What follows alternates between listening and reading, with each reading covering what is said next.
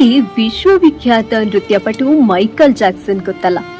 ಆತ 150 ವರ್ಷ ಬದುಕುತ್ತೇನೆ ಎಂದು ಸಾವಿಗೆ ಚಾಲೆಂಜ್ ಮಾಡಿದ್ದ. ಆದರೆ ಕೊನೆಗೂ ಸಾವೇ ಗೆದ್ದಿತ್ತು. 50 ವರ್ಷ ವಯಸ್ಸಿನ ಮೈಕಲ್ ಜಾಕ್ಸನ್ ಶವವಾಗಿ ಮಲಗಿದ್ದ. ಮೈಕಲ್ ಜಾಕ್ಸನ್ 150 ವರ್ಷ ಬದುಕಲು ಮಾಡಿಕೊಂಡಿದ್ದ ತಯಾರಿ ಹೇಗಿತ್ತು ಗೊತ್ತೇ?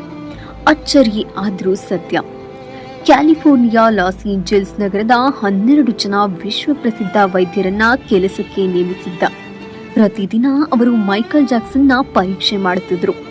ಮೈಕಲ್ ಜಾಕ್ಸನ್ನ ಊಟ ಪ್ರತಿದಿನ ಲ್ಯಾಬೊರೇಟರಿಯಲ್ಲಿ ತಪಾಸಣೆ ಆದ ನಂತರವೇ ಸೇವಿಸುತ್ತಿದ್ದ.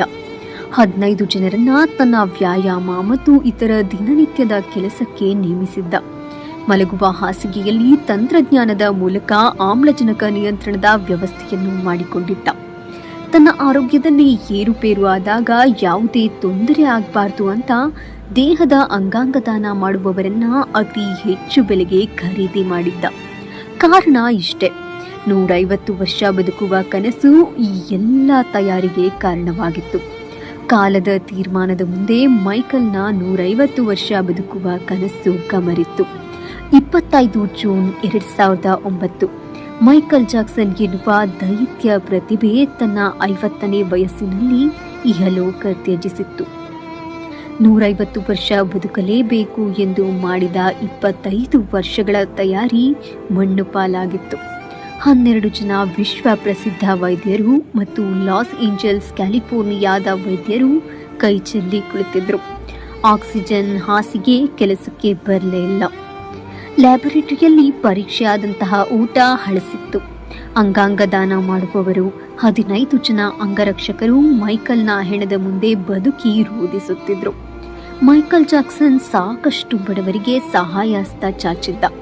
ಆದರೂ ವಿಧಿಯಾಟದ ಮುಂದೆ ಪ್ರಾಣ ಉಳಿಸಿಕೊಳ್ಳಲು ಸಾಧ್ಯವಾಗಲೇ ಇಲ್ಲ. ಈ ಸತ್ಯಕಥೆಯ ಸಾರಾಂಶ ಇಷ್ಟೆ: ಹಣ, ಆಸ್ತಿ, ಅಂತಸ್ತು, ಅಹಂಕಾರ ಯಾವುದೂ ಶಾಶ್ವತ ಅಲ್ಲ.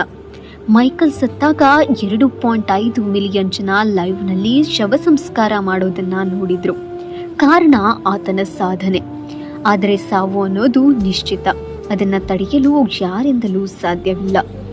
ಬದುಕಿದ್ದಾಗ ಹಸಿದವರಿಗೆ ಅನ್ನ ಹಾಕು, ನಿರ್ಗತಿಕರಿಗೆ ಕೈ ಹಿಡಿ, ನೊಂದವರ ಧ್ವನಿಯಾಗು. ಸ್ವಂತ ಶಕ್ತಿ ಮೇಲೆ ಸಾಧನೆ ಮಾಡಿ ಜಗತ್ತೇ ತಿರುಗಿ ನೋಡುವಂತೆ ಮಾಡು.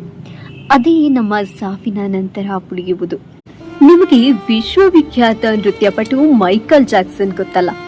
ಆತ 150 ವರ್ಷ ಬದುಕುತ್ತೇನೆ ಎಂದು ಸಾವಿಗೆ ಚಾಲೆಂಜ್ ಮಾಡಿದ್ದ. ಆದರೆ ಕೊನೆಗೂ ಸಾವೇ ಗೆದ್ದಿತ್ತು.